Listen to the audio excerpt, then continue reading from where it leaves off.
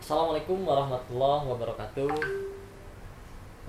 Alhamdulillah, syukurillah, amma ba'an.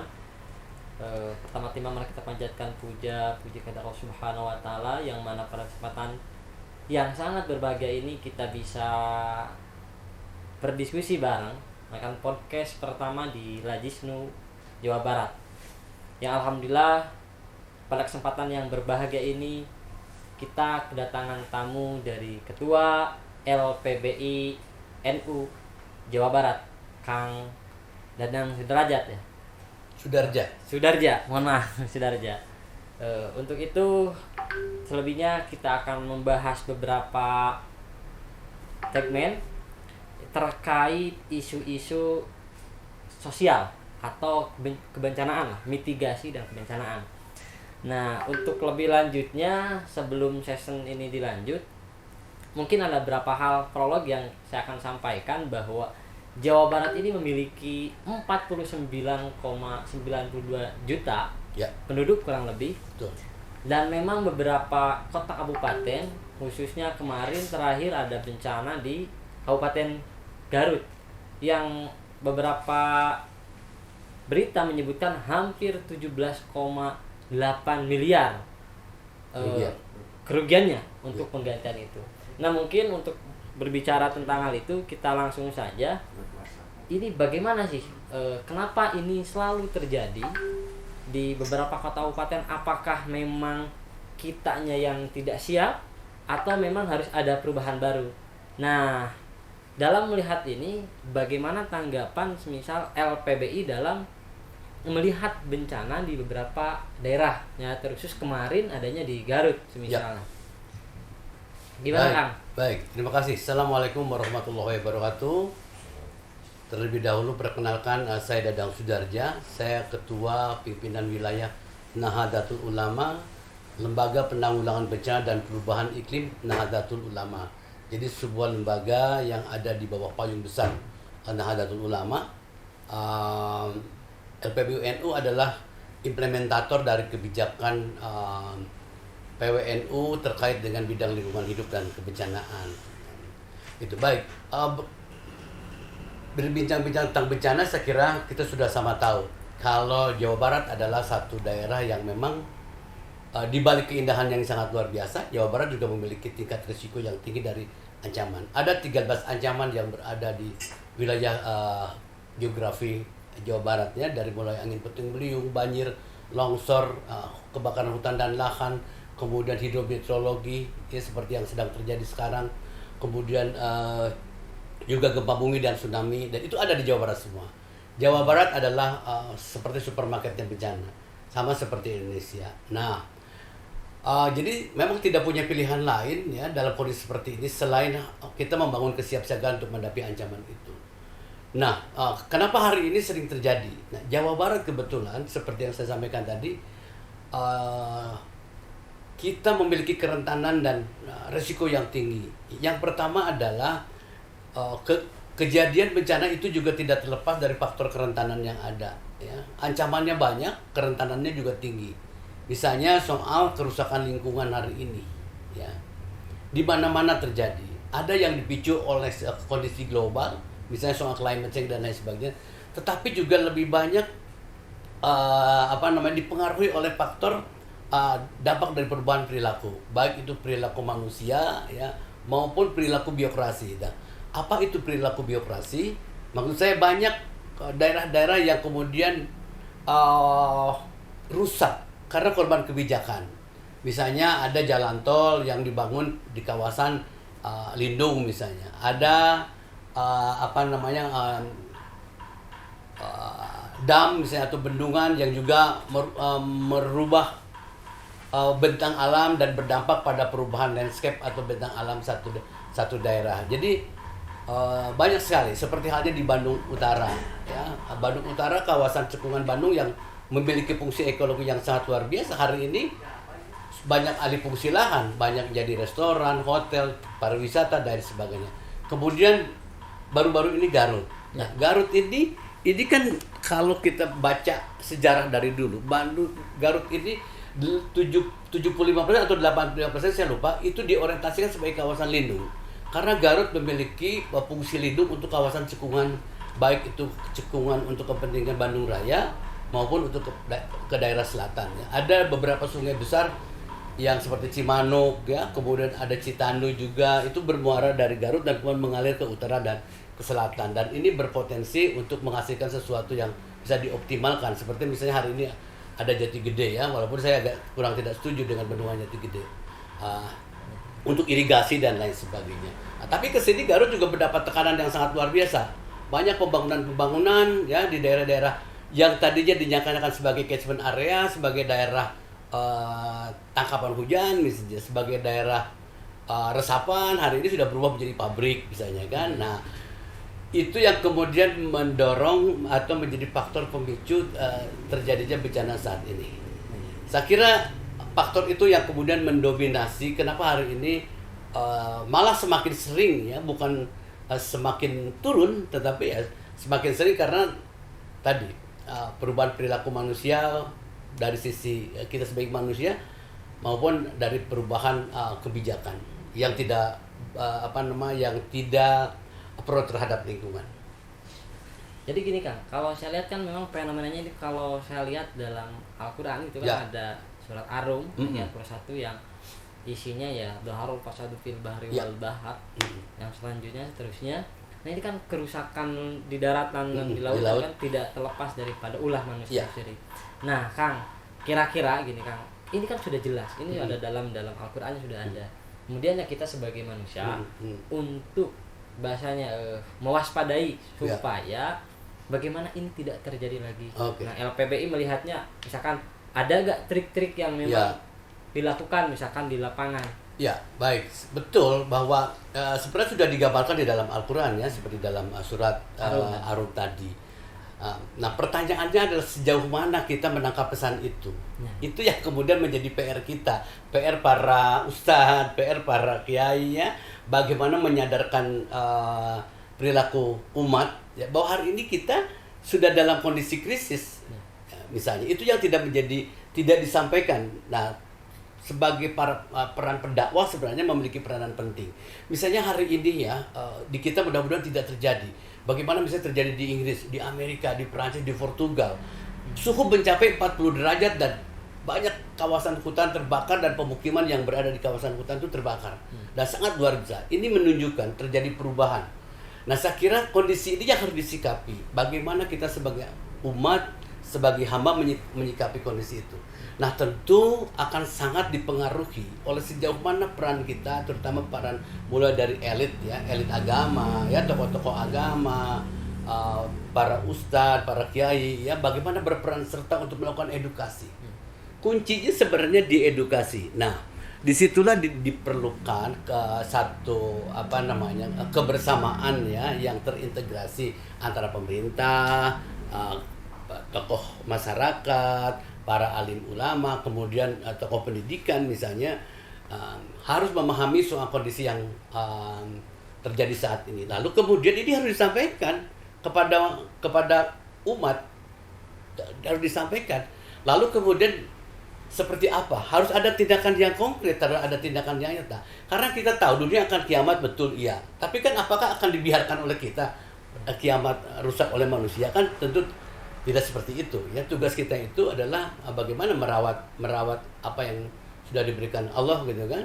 Dan ini kan juga tugas. Nah, tugas inilah sebenarnya yang masih menjadi PR besar kalau menurut saya. Jadi peran para kiai, para ulama di pondok pesantren, di pendidikan formal ini harus bagaimana mendorong misalnya pendidikan lingkungan, ya, pendidikan kebencanaan ini harus menjadi mainstream, harus dimasukkan ke dalam baik formal maupun informal. Pelan-pelan misalnya seperti di Jepang, dari sejak usia dini mereka sudah dikenalkan pada problem lingkungan, sehingga kemudian ketika besar mereka sudah punya tanggung jawab. Nah, ini yang masih menjadi PR besar di Republik ini, ya. Kira-kira itu. Jadi melihat fenomena kemarin, contoh semisal di Garut, karena memang banyak fenomena di beberapa kota kabupaten. Ya. Kalau Garut memang saya lihat banyaknya longsor. Ya, longsor. Karena memang betul, daratan. betul, karena banyak ini ya, kontur-kontur tanah tinggi. Kalau saya kan Kang, gimana nih soal menyoal isu kemanusiaannya, semisal kayak kemarin kan teman-teman di Garut itu banyak yang terkena musibah, misalkan LPBI ikut serta nggak turun ke lapangan, misalkan ikut berikan bantuan sebenarnya support lah. Ya, LPBI kebetulan kan di LPBI ini ada di kabupaten kota ya. Yeah. Nah, jadi bencana kemarin di Garut itu LPBI NU Garut turun memberikan bantuan, baik itu memberikan bantuan pertolongan seperti melakukan search and rescue, juga memberikan bantuan-bantuan logistik ya, dan diorganisir oleh LPBI melalui PCNU Kabupaten Garut.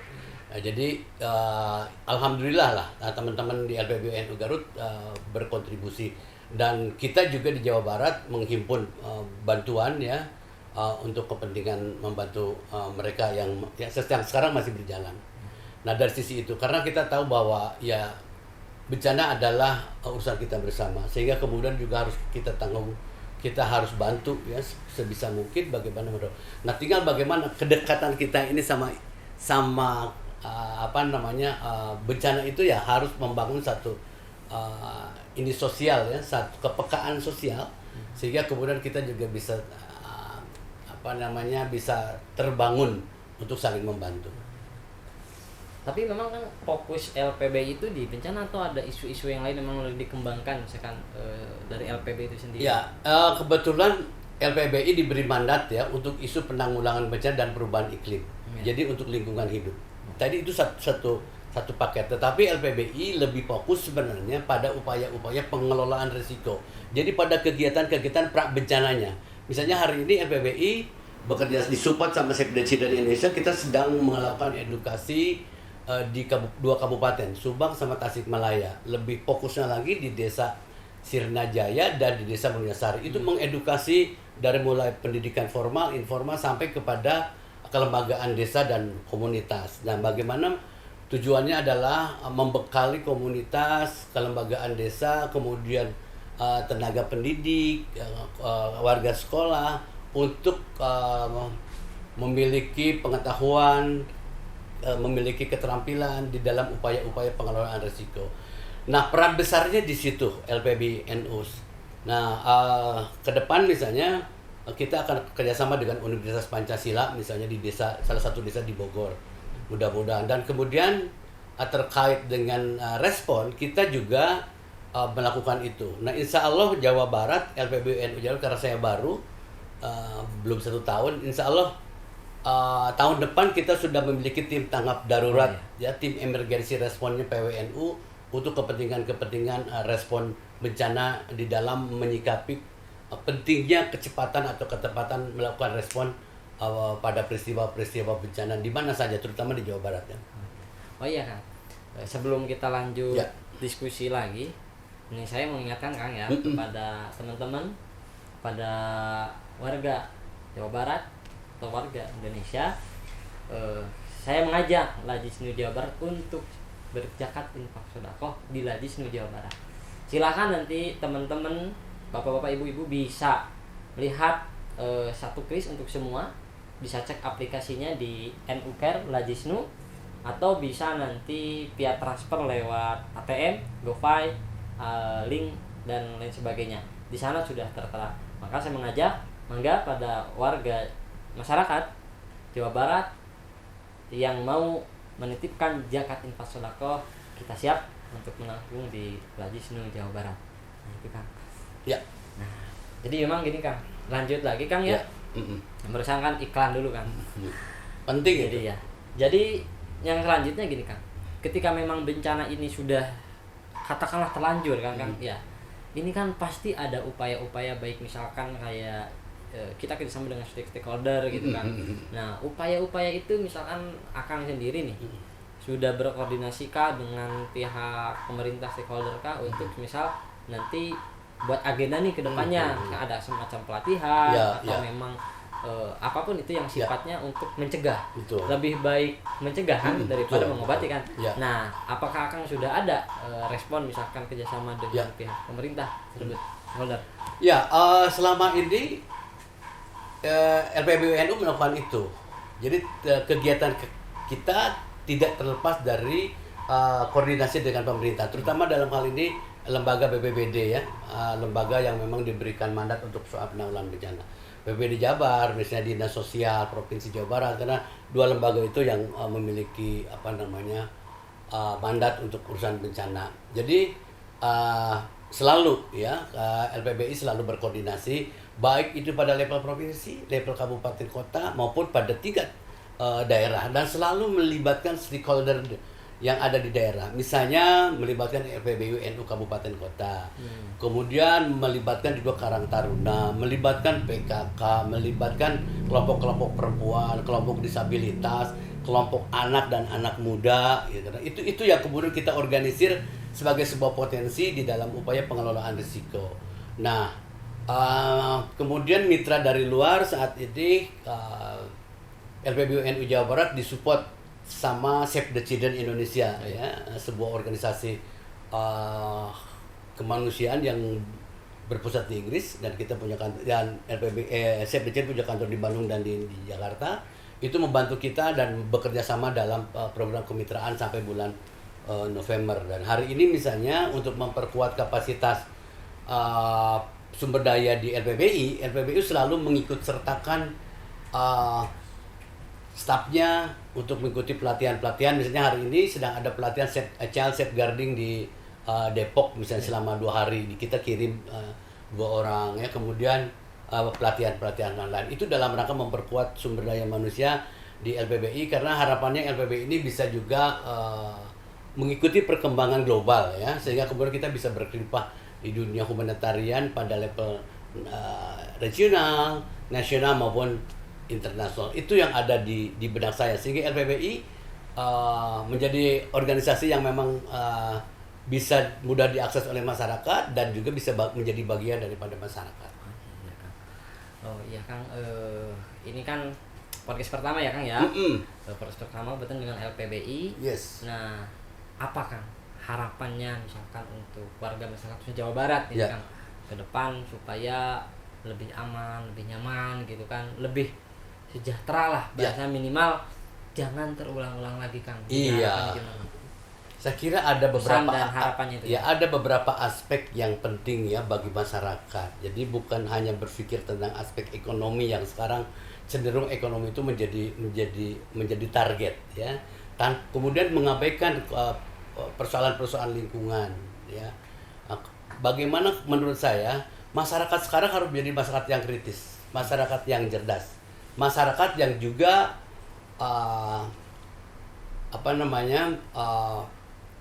bisa menata kehidupannya yang berbasis hablum minanas ya. Bagaimana membangun hubungan sesama manusia, karena hubungan itulah kunci bisa membangun silaturahmi, dan kita bisa menjadi satu banyak sekali impact yang didapatkan dari sebuah silaturahmi. Kedua, hablum minallah, hubungan dengan Allah itu harus dipelihara dan dijaga. Dan yang ketiga itu hablum minal alam, bagaimana berhubungan dengan alam. Nah, bahkan sampai kita terlibat pada atau mengambil bagian dalam dalam melakukan pengerusakan lingkungan misalnya. Nah, 3 hal itu menurut saya ini yang harus hidup di dalam keseharian ya, sehingga ketika kita ngomong ekonomi tidak eksploitatif, tidak menghalalkan semua cara kemudian membabat hutan misalnya ya untuk kepentingan kehidupannya, tidak seperti itu ya. Tetapi karena kita sebagian mungkin 80 atau 90% sumber kehidupan itu ada di alam. Nah, kalau alam itu terganggu, kalau alam itu rusak, itu mau bagaimana? Nah, kesadaran itu sebenarnya yang harus ditumbuh kembangkan dari sejak dini, sehingga ke depan muncul generasi-generasi yang memiliki keberpihakan terhadap alam ya, keberpihakan terhadap manusia, dan sudah pasti terhadap Tuhan ya, dan itu adalah sebuah tanggung jawab yang harus dipelihara. Nah, 3 hal itu saya kira menjadi bagian penting yang harus ditumbuh kembangkan, dan ini menjadi PR yang menurut saya selalu mengingatkan, ini PR yang harus dilakukan. Oh ya. Ya mungkin gini Kang, karena memang ini sebagai apa ya, mudah-mudahan ini bukan pertemuan terakhir Kang ya. Amin. Pertemuan kita panjang ini sangat bermanfaat sekali berbicara tentang mitigasi dan kebencanaan sosial ini. Mudah-mudahan kita bisa ketemu lagi. Amin. Namun Kang, sebelum mengakhiri Ya. obrolan di sore ini, ada gak Kang ajakan nih untuk berzakat nih di Lajis misalkan? Iya, saya kira ini bagian yang penting juga. Jadi kalau Anda tidak bisa berkontribusi lewat tenaga, Ya. lewat waktu, maka berinfaklah dengan harta yang Anda miliki. Ya, berarti Anda mengambil peran, mengambil bagian dalam upaya-upaya tadi seperti yang sampaikan. Bagaimana misalnya membangun masyarakat yang tangguh terhadap bencana. Nah, melalui Lajis NU saya kira sangat bisa dan penting. Yuk kita mari-mari berdonasi, berinfak, bersedekah lewat Lajis, dan nanti Lajis akan menyalurkannya sesuai dengan insya Allah akan amanah dan akan disampaikan sesuai dengan peruntukannya. Kira-kira seperti itu. Terima kasih Kang, alhamdulillah saya sangat bahagia sekali berbicara pada sore ini bersama Ketua LPBI NU Jawa Barat Kang Dadang Sudarja. Mudah-mudahan apa yang kita bicarakan Kang dapat manfaat dan berkahnya. Amin. Terakhir dari saya, jangan lupa infak, sedekah, menzakat di Lajisnu PWNU Jawa Barat. Wallahul muwaffiq ila aqwamit thoriq. Wassalamualaikum warahmatullahi wabarakatuh. Waalaikumsalam warahmatullahi wabarakatuh. Siap Kang. Siap. Mohon Kang.